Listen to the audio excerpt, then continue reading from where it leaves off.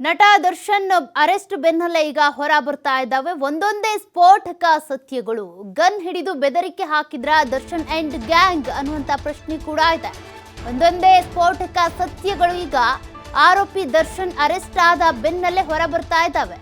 ಆರೋಪಿ ದರ್ಶನ್ ಬಳಿ ಇತ್ತಂತೆ 2 US ಮೇಡ್ ಪಿಸ್ತೂಲ್ಗಳು.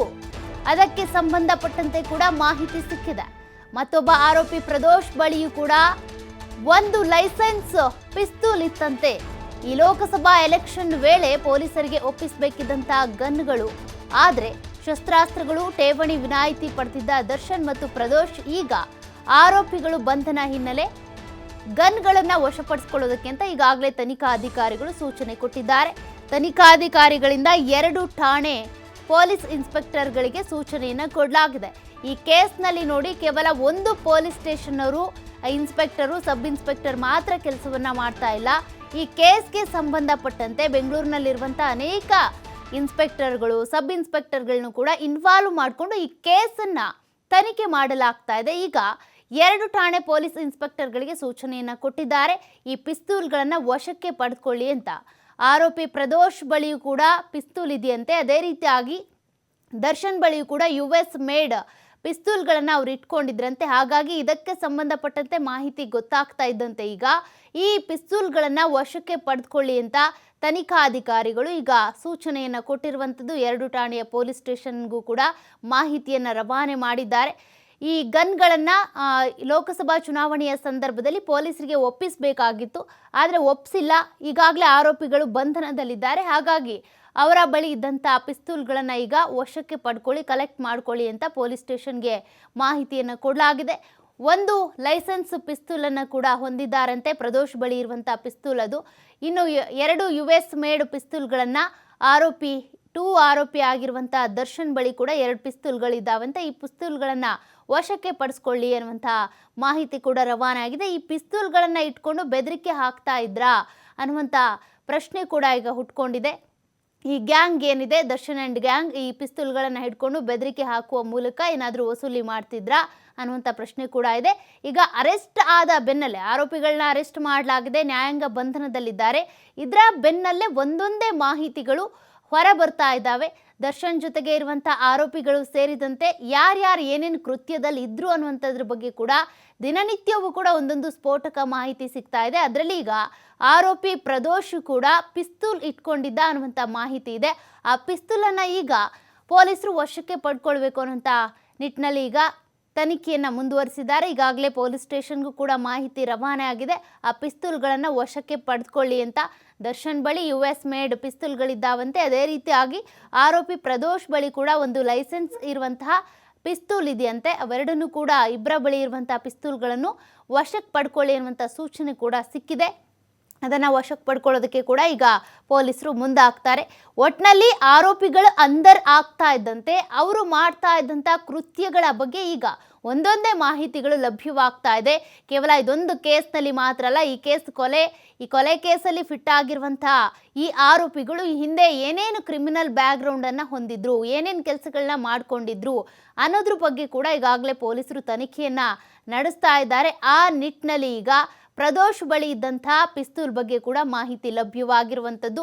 ಇವರು ಪ್ರದೋಷ್ ಮಾತ್ರ ಅಲ್ಲ, ಈ ಕೃತ್ಯದಲ್ಲಿ ಇರುವಂತಹ ದೀಪಕ್ ಇರ್ಬೋದು, ನಂದೀಶ್ ಇರ್ಬೋದು, ರಾಘವೇಂದ್ರ ಇರ್ಬೋದು, ಎಲ್ಲ ಆರೋಪಿಗಳಿಗೂ ಸಂಬಂಧಪಟ್ಟಂತೆ ಕೂಡ ಇವರು ಈ ಹಿಂದೆ ಕೂಡ ಇವರ ವಿರುದ್ಧ ಯಾವುದಾದ್ರೂ ಕ್ರಿಮಿನಲ್ ಕೇಸಸ್ಗಳಿದ್ವಾ, ಏನು ಕೆಲಸವನ್ನ ಮಾಡ್ಕೊಂಡಿದ್ರು, ಇವ್ರ ಹತ್ರ ಗನ್ಗಳಿದ್ದಾವ, ಪಿಸ್ತೂಲ್ಗಳಿದ್ದಾವ, ಅಥವಾ ಬೇರೆ ಏನಾದರೂ ಆಯುಧಗಳನ್ನು ಇಟ್ಕೊಂಡಿದ್ರಾ, ಬೆದರಿಕೆಯನ್ನು ಹಾಕ್ತಾ ಇವ್ರು ಜೀವನ ಮಾಡ್ತಿದ್ರ, ಅದಕ್ಕೆ ಸಂಬಂಧಪಟ್ಟಂತೆ ಕೂಡ ಪೊಲೀಸರು ಈಗ ಮಾಹಿತಿಯನ್ನು ಕಲೆ ಹಾಕ್ತಾ ಇದ್ದಾರೆ. ಇನ್ನು 90 ದಿನಗಳ ಒಳಗೆ ಚಾರ್ಜ್ ಶೀಟನ್ನು ಸಲ್ಲಿಕೆ ಮಾಡಬೇಕಾಗುತ್ತೆ ಆರೋಪಿಗಳ ವಿರುದ್ಧ. ಹಾಗಾಗಿ ಈ ಕೇಸ್ಗೆ ಸಂಬಂಧಪಟ್ಟಂತೆ ಪ್ರಬಲ ಸಾಕ್ಷ್ಯಗಳನ್ನು ಸಂಗ್ರಹಿಸುವಲ್ಲಿ ಪೊಲೀಸರು ಮುಂದಾಗ್ತಾ ಇದ್ದಾರೆ. ಈಗಾಗಲೇ ಸಿಕ್ಕಿರುವಂಥ 139 ಸಾಕ್ಷ್ಯಗಳು, 28 ಸ್ಥಳ ಮಹಜೂರು ಮಾಡಿರುವಂಥ ಸಂದರ್ಭದಲ್ಲಿ ಸಿಕ್ಕಿರುವಂಥ ಸಾಕ್ಷಿಗಳು, ಮತ್ತು ಈ ರೀತಿಯಾಗಿ ಸಿಕ್ಕಿರುವಂಥ ಸಾಕ್ಷಿಗಳ ವಿಭಜೀಕರಣ ಮಾಡುವಂಥದ್ದು, ಇದೆಲ್ಲದನ್ನು ಕೂಡ ಮಾಡಿದ ಬಳಿಕ ಕೇಸನ್ನು ಸ್ಟ್ರಾಂಗ್ ಆಗಿ ತೆಗೆದುಕೊಂಡು ಹೋಗೋದಕ್ಕೆ ಚಾರ್ಜ್ ಶೀಟ್ ಹಾಕೋದಕ್ಕೆ ಕೂಡ ಸಿದ್ಧತೆ ನಡೀತಾ ಇದೆ. ಈ ಬಗ್ಗೆ ಡೀಟೇಲ್ಸ್ ಕೊಡ್ತಾ ಹೋಗ್ತಾರೆ ನಮ್ಮ ಪ್ರತಿನಿಧಿ ಸಂತೋಷ್ ಪಟೇಲ್. ಸಂತೋಷ್ ಪಟೇಲ್, ಈಗಾಗಲೇ ಕೇಸ್ಗೆ ಸಂಬಂಧಪಟ್ಟಂತೆ ಒಂದೊಂದೇ ಸ್ಫೋಟಕ ಸತ್ಯಗಳು ಹೊರಗೆ ಬರ್ತಾ ಇದ್ದಾವೆ. ಅದರ ಜೊತೆಗೆ ಈಗ ದರ್ಶನ್ ಹತ್ರ US ಮೇಡ್ ಪಿಸ್ತೂಲ್ಗಳಿದ್ದಾವೆ. ಅದೇ ರೀತಿಯಾಗಿ ಪ್ರದೋಷ್ ಹತ್ರ ಕೂಡ ಒಂದು ಲೈಸೆನ್ಸ್ ಇರುವಂತಹ ಪಿಸ್ತೂಲ್ ಇದೆ ಅನ್ನುವಂಥ ಮಾಹಿತಿ ಕೂಡ ಸಿಕ್ಕಿದೆ. ಯಾಕಾಗಿ ಈ ಪಿಸ್ತೂಲ್ನ ತೆಗೆದುಕೊಂಡಿದ್ರು ಅಂತ ಮಾಹಿತಿ ಇದೆಯಾ? ಮತ್ತೆ ಈ ಪಿಸ್ತೂಲ್ಗಳನ್ನ ವಶಕ್ಕೆ ಪಡ್ಕೊಳ್ಳೋದು ಕೂಡ ಈಗಾಗಲೇ ಪೊಲೀಸರಿಗೆ ಸೂಚನೆ ಕೊಡಲಾಗಿದೆ. ಅದಕ್ಕೆ ಸಂಬಂಧಪಟ್ಟಂತೆ ಏನು ಡೆವಲಪ್ಮೆಂಟ್ಸ್ ಆಗ್ತಿದೆ ಅಂತ? ಏನು ದರ್ಶನ್ ರೇಣುಕಾಸ್ವಾಮಿ ಹತ್ಯೆ ಪ್ರಕರಣದ ಆರೋಪಿಗಳು ಈಗಾಗಲೇ ಜೈಲಿನಲ್ಲಿ ಇರುವಂತದ್ದು, ಅದರಲ್ಲಿ ದರ್ಶನ್ ಕೂಡ ಇರುವಂತದ್ದು. ಸೊ ಈ ಹಿಂದೆ ಅಂದ್ರೆ ಚುನಾವಣೆ ಬಂದಂತ ಸಂದರ್ಭದಲ್ಲಿ ಯಾರೋ ವೆಪನ್ಗಳನ್ನ ಇಟ್ಕೊಂಡ್ರು ಕೂಡ, ಅಂದ್ರೆ ಲೈಸೆನ್ಸ್ಡ್ ವೆಪನ್ಸ್ ಯಾರು ಇಟ್ಕೊಂಡಿರ್ತಾರೆ, ಸೊ ಆ ವೆಪನ್ಗಳನ್ನ ಚುನಾವಣಾ ಪೂರ್ವ ಹಿನ್ನೆಲೆಯಲ್ಲಿ ಇವ್ರು ತೆಗೆದುಕೊಂಡ್ಬಂದು ಸ್ಥಳೀಯ ಪೊಲೀಸ್ ಠಾಣೆಗೆ ಸರೆಂಡರ್ ಅನ್ನ ಮಾಡಬೇಕಾಗುತ್ತೆ. ಯಾಕಂತ ಹೇಳಿದ್ರೆ ಆ ಸಂದರ್ಭದಲ್ಲಿ ಪ್ರಚೋದನೆ ಒಳಗಾಗಿ ಅದನ್ನ ದುರುಪಯೋಗವಾಗುವಂತ ಸಾಧ್ಯತೆ ಇರುತ್ತೆ, ಯಾರಿಗಾರಿಗೆ ಬೆದರಿಕೆ ಹಾಕ್ಲಿಕ್ಕೆ ಬಳಸುವಂತ ಸಾಧ್ಯತೆ ಇರುತ್ತೆ. ಈ ಕಾರಣಕ್ಕಾಗಿ ಎಲ್ಲವನ್ನು ಕೂಡ ಮುಂಜಾಗ್ರತಾ ಕ್ರಮವಾಗಿ ಭದ್ರತೆ ಹಿನ್ನೆಲೆಯಲ್ಲಿ ಇವೆಲ್ಲವನ್ನು ಕೂಡ ಪೊಲೀಸ್ ಠಾಣೆಗೆ ಇವ್ರು ತೆಗೆದುಕೊಂಡ್ಬಂದು ಅದನ್ನ ಜಮಾ ಮಾಡ್ಬೇಕಾಗತ್ತೆ. ಆದ್ರೆ ಕೆಲವರಿಗೆ ಅಂದ್ರೆ VIP ಗಳು ಅಂತ ನಾವು ಹೇಳ್ತೀವಿ, ಅಂತವ್ರಿಗೆ ಮಾತ್ರ ಅವಕಾಶಗಳನ್ನು ಕೊಡುವಂತದ್ದು, ಅವ್ರ ಜೊತೆಗೆ ಆ ವೆಪನ್ ಅನ್ನ ಇಟ್ಕೊಂಡು ಓಡಾಡ್ಲಿಕ್ಕೆ. ಆದ್ರೆ ಇಲ್ಲಿ ದರ್ಶನ್ ಮತ್ತು ಏನಿದ್ರೆ ಇವರ ಬಳಿ ಇದ್ದಂತಹ ವೆಪನ್, ದರ್ಶನ್ ಬಳಿ 2 ವೆಪನ್ಗಳಿತ್ತು, ಮತ್ತೆ ಅದನ್ನ ಸಹಚರನ ಜೊತೆ ಕೂಡ ಇನ್ನೊಂದು ವೆಪನ್ ಇರುವಂತದ್ದು. ಅವು ಎರಡೂ ಕೂಡ 3 ವೆಪನ್ಗಳಿಗೆ ಲೈಸೆನ್ಸ್ಡ್ ವೆಪನ್ ಅವ. ಆ ಲೈಸೆನ್ಸ್ಡ್ ವೆಪನ್ ಗಳನ್ನ ಇವರು ಚುನಾವಣಾ ಸಂದರ್ಭದಲ್ಲಿ ಪೂರ್ವದಲ್ಲಿ ಇವರು ಪೊಲೀಸ್ ಠಾಣೆಗೆ ಜಮಾವಣೆ ಮಾಡಿರಲಿಲ್ಲ, ಅದಕ್ಕೆ ಅನುಮತಿಯನ್ನು ಕೂಡ ಇವರು ಪಡ್ಕೊಂಡಿದ್ರು ಅನ್ನೋ ಮಾಹಿತಿ ಇರುವಂತದ್ದು. ಯಾವಾಗ ಈ ಪ್ರಕರಣ ಆಯ್ತು, ಪ್ರಕರಣದ ಬೆನ್ನಲ್ಲೇ ತನಿಖೆ ಮಾಡುವಂತ ಸಂದರ್ಭದಲ್ಲಿ ಇವರು ಬಳಿ ಇರುವಂತಹ ಪಿಸ್ತೂಲ್ಸ್ ಏನಿದೆ, ಈ ಪಿಸ್ತೂಲ್ಗಳನ್ನ ಇದೀಗ ಏನು ಅವರ ಬಂಧನ ಆಗಿರುವ ಕಾರಣಕ್ಕಾಗಿ ಅಷ್ಟನ್ನು ಕೂಡ ಜಮಾವನ್ನ ಮಾಡಬೇಕು ಅಂತ ಈಗಾಗಲೇ ಸೂಚನೆ ಕೊಟ್ಟಿರುವಂತದ್ದು. ಸ್ಥಳೀಯ ಪೊಲೀಸರು ಈಗ ಅವರ ಬಳಿ ಇರುವಂತಹ ವೆಪನ್ಗಳನ್ನ ಜಮಾವಣೆ ಮಾಡ್ಕೊಳ್ತಾರೆ. ಯಾಕಂತ ಹೇಳಿದ್ರೆ ಈಗಾಗಲೇ ಕ್ರಿಮಿನಲ್ ಬ್ಯಾಕ್ ಗ್ರೌಂಡ್ ಅವ್ರ ಹತ್ರ ಇರುವ ಹಿನ್ನೆಲೆಯಲ್ಲಿ, ಅಂದ್ರೆ ಈಗಾಗಲೇ ಪ್ರಕರಣ ದಾಖಲಾಗಿದೆ, ಬಂಧನಕ್ಕೊಳಗಾಗಿದ್ದಾರೆ, ಜೈಲಿನಲ್ಲಿದ್ದಾರೆ. ಸೊ ಇದಾದ ಬಂದ ನಂತರ ಒಂದು ವೇಳೆ ಇವರೇನಾದ್ರೂ ಆ ವೆಪನ್ಗಳನ್ನ ಇಟ್ಕೊಂಡು ದುರುಪಯೋಗ ಮಾಡುವಂತ ಸಾಧ್ಯತೆ ಇರುತ್ತೆ, ಇಲ್ಲ ಸಾಕ್ಷಿಗಳ ಮೇಲೆ ಬೆದರಿಕೆ ಹಾಕ್ಲಿಕ್ಕೆ ಅದನ್ನ ದುರುಪಯೋಗ ಮಾಡಬಹುದು, ಇಲ್ಲ ಅಂದ್ರೆ ತಮ್ಮ ಕೋಪವನ್ನ ಯಾರ ಮೇಲಾದ್ರೂ ತೀರ್ಸ್ಕೊಳ್ಳಿಕ್ಕೆ ಈ ವೆಪನ್ಗಳನ್ನ, ಆಯುಧಗಳನ್ನ ಬಳಸುವಂತ ಸಾಧ್ಯತೆ ಇರುತ್ತೆ. ಈ ಕಾರಣಕ್ಕಾಗಿ ಪೊಲೀಸರು ಅವೆಲ್ಲವನ್ನೂ ಕೂಡ ತನಿಖಾ ಸಂದರ್ಭದಲ್ಲಿ ಗಮನಿಸ್ತಾರೆ. ಈ ಮಾಹಿತಿಯನ್ನು ಕೂಡ ಕಲೆ ಹಾಕಿರುವಂತಹ ಅಧಿಕಾರಿಗಳು ಆ ವೆಪನ್ಗಳನ್ನ ಸ್ಥಳೀಯ ಪೊಲೀಸರ ಮುಖಾಂತರ ಮುಟ್ಟುಗೋಲು ಹಾಕೊಳ್ಳಿಕ್ಕೆ ಸೂಚನೆಯನ್ನು ಕೊಟ್ಟಿರುವಂತದ್ದು. ಸೊ ಕ್ರಿಮಿನಲ್ ಪ್ರಕರಣದ ಹಿನ್ನೆಲೆ ಉಳ್ಳಂತಹ ಯಾವುದೇ ವ್ಯಕ್ತಿ ಇದ್ರೂ ಕೂಡ ಆತನಿಗೆ ವೆಪನ್ ಅನ್ನ ಕೊಡ್ಲಿಕ್ಕೆ ಬರೋದಿಲ್ಲ. ಯಾಕಂತ ಹೇಳಿದ್ರೆ ಆತನೇ ಕ್ರಿಮಿನಲ್ ಆಗಿರೋ ಹಿನ್ನೆಲೆಯಲ್ಲಿ ಆತನನ್ನು ದುರುಪಯೋಗ ಬಳಸುವಂತ ಸಾಧ್ಯತೆ ಇರುವ ಕಾರಣಕ್ಕಾಗಿ ಯಾವುದೇ ಹಂತದಲ್ಲೂ ಕೂಡ ಅವರಿಗೆ ಆ ವೆಪನ್ಗಳನ್ನ ಯೂಸ್ ಮಾಡ್ಲಿಕ್ಕೆ ಅವಕಾಶವನ್ನ ಮಾಡ್ಕೊಡೋದಿಲ್ಲ. ಇದು ಕಾನೂನಲ್ಲಿ ಇರುವಂತದ್ದು. ಈ ಕಾರಣಕ್ಕಾಗಿ ಈಗಾಗಲೇ ದರ್ಶನ್ ಮೇಲೆ 4 ಪ್ರಕರಣಗಳು ದಾಖಲಾಗಿದೆ. ಸೊ ಇದಲ್ಲದೆ ಬೇರೆ ಆರೋಪಿಗಳ ಮೇಲೆ ಕಡೆ ಬೇರೆ ಬೇರೆ ಕಡೆ ಒಂದಿಷ್ಟು ಪ್ರಕರಣಗಳು ದಾಖಲಾಗಿರುವಂತದ್ದು.